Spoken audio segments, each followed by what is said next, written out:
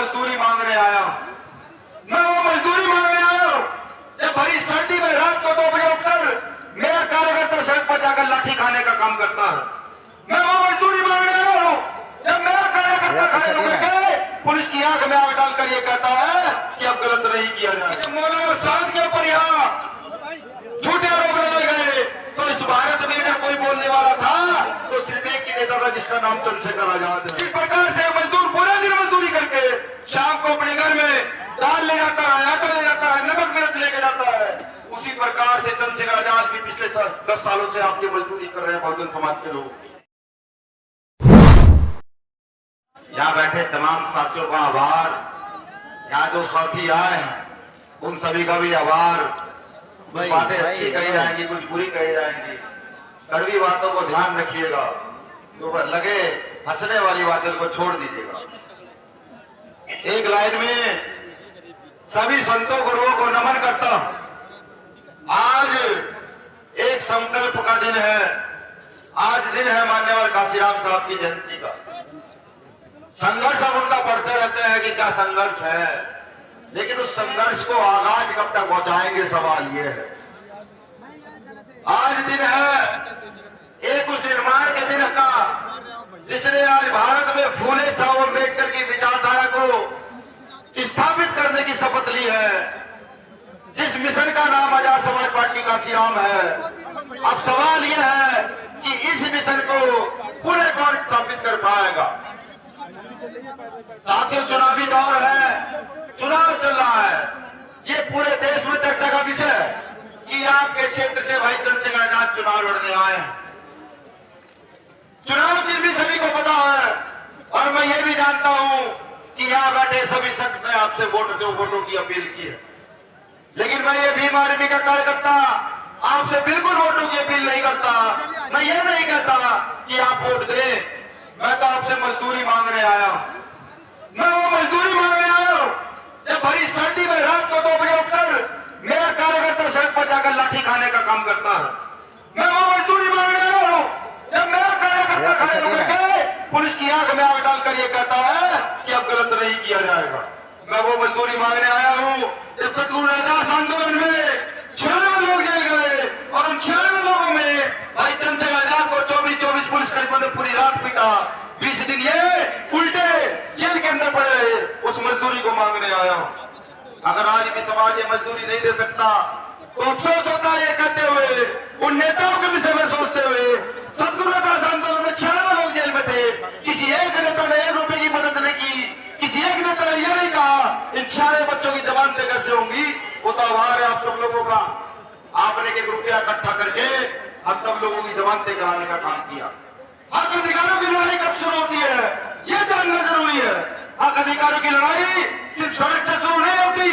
सड़क की लड़ाई, सड़क से अगर हक अधिकार जीते जाते तो मुझे लगता है कि भीम आर्मी आजाद समाज पार्टी से मजबूत आंदोलन इस पूरे देश में कोई है नहीं साहब। अगर हक अधिकारों की लड़ाई चाहते हो कहां से जीत जाते हो। हक अधिकारों की लड़ाई कहीं से जीती जाती है तो इस देश की संसद में बैठकर जीती जाती है। मैं कहता हूं यहाँ बैठे, मैं कहता हूं यहाँ सुरक्षा कर्मियों से भी कि आप लोग भी ध्यान रखें, आपके हक अधिकार भी पेंशन के आधार पर छीने गए हैं। ये जो शख्स आपके सामने बैठा है जिसका नाम चंद्रशेखर आजाद है, ये जब उठकर खड़ा होगा तो याद रखिएगा आपकी पेंशन को भी बहाल इस देश में कराकर दिखाया जाएगा जिस तरह से पेंशन बहाल होती है। मैं वादा तो नहीं करता कि वादा कर नेताओं की तरह, हाँ समाज में रहने वाले कार्यकर्ता की तरह वादा कर सकता हूं कि जब तक क्षमता रहेगी बोलने की, जब तक क्षमता रहेगी लड़ने की, तो आप ये समझिए समाज के काम बहुत तेजी से करते चले जाएंगे।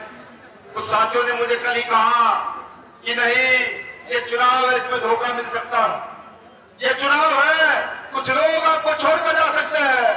मैंने कहा मैं याद कराऊंगा साथियों को, वो मजदूरी याद कराऊंगा कि जब मौलाना साद के ऊपर यहाँ झूठे आरोप लगाए गए तो इस भारत में अगर कोई बोलने वाला था तो सिर्फ एक ही नेता था जिसका नाम चंद्रशेखर आजाद है। मौलाना साद की शख्सियत पढ़ने का काम कीजिएगा। जब मौलाना साद को पढ़ेंगे तो पता लगेगा भारत की एक विशेष पर्सनैलिटी में मौलाना साद का नाम आता है। मैं याद कराऊंगा वो जब जुनैद को मारा जाता है, मैं याद कराऊंगा वो जब 250 ग्राम मीट के लिए खाली अखलाक को मारा जाता है, परिवारों की हत्या होती है।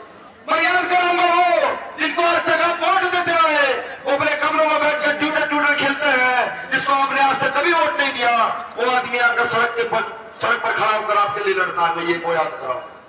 मैं ये कहता हूं, जिस प्रकार से मजदूर पूरा दिन मजदूरी करके शाम को अपने घर में दाल ले जाता है, आटा ले जाता है, नमक मिर्च लेके जाता है, उसी प्रकार से चंद्रशेखर आजाद भी पिछले 10 सालों से आपकी मजदूरी कर रहे हैं बहुजन समाज के लोग। बहुजन समाज के लोग कौन? वो शोषित है, जो वंचित है, जो पीड़ित है, जिनको दाढ़ी टोपी के नाम पर मारा जाता है, जिनको बाबा साहब अम्बेडकर के नाम पर मारा जाता है, वो सारा समाज जो शोषित वंचित है, आज चंद्रशेखर आजाद उनकी मजदूरी कर रहे हैं। अगर आप चाहते हैं कि आपका रक्षण हो, आप चाहते हैं कि आपका पालन हो, तो आपकी जिम्मेदारी बनती है भाई चंद्रशेखर आजाद को उनकी मजदूरी देकर के यहाँ के सबसे बड़े लोकतंत्र के घर में बिठाने का काम करें, जहां से आपकी आवाज बुलंद कर सके, आपके बच्चों के भविष्य का निर्माण कर सके। अगर ऐसा आपने किया तो समझिए कि इस देश की राजनीति में नया इतिहास लिखा जाएगा।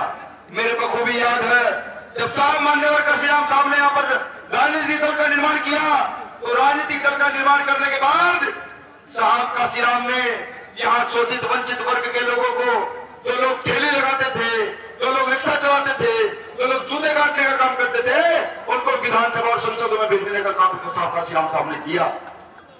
आज पुणे भारत को ऐसी राजनीति की आवश्यकता है कि अगर आप ये चाहते हैं कि आपका बेटा में अगर क्षमता है वो राजनीति करे, वो गरीब बच्चे राजनीति करे, तो गरीब के बेटे को उठाकर खड़ा करने की जिम्मेदारी आपकी है। मैं बार बार एक बात कहता हूं सभी मंचों से कि हर नेता ताकतवर होता है, बिल्कुल ताकतवर होता है अगर वो अपने विचारों पर खड़ा रहे, लेकिन नेता एक बार कमजोर तब पड़ता है जब समाज उसकी मजदूरी देने से इनकार कर दे और कदम पीछे उठा ले। अब ये तय आपको करना है कि चंद्रशेखर आजाद को मजबूती के साथ खड़ा करना है या चंद्रशेखर आजाद को झुकने के लिए छोड़ देना है, ये तय आपको करना है। यह लड़ाई बहुत बड़े बड़े पैसे वालों से लड़ाई, यह लड़ाई सामंती व्यवस्था के लोगों से है। इस लड़ाई को समझिए कि अगर ये लड़ाई आज अपना समझे तो मुझे लगता है कि भारत में कभी ऐसा दिन नहीं आएगा जब कोई गरीब का बेटा खड़ा होकर अपने हक अधिकारों के लिए लड़ेगा। अगर आप ये सोचते हैं कि हर आदमी कार्यकर्ता आपके घर तक पहुंच जाएगा, भाई चंद्रशेखर आजाद आपके घर तक पहुंच जाएंगे, तो मुझे लगता है ये नामुमकिन है। ये जो चुनाव चल रहा है जिसमें भाई चंद्रशेखर आजाद खड़े हैं, ये जो टेंट लगा हुआ है, ये आप ही के 1-1 रुपए का टेंट लगा हुआ है, ये कितनी आपने यहाँ देखी होगी रखी हुई, इन्हीं कहते हुए मैं आपने 1 रुपए इकट्ठा करके दिया जिससे ये टेंट लगा, जिससे लड़ाई है उसको भी समझ लीजिए।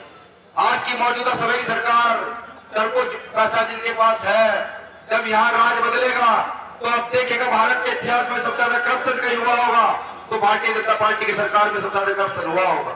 ये देखिएगा जब आप इतिहास बदलेगा।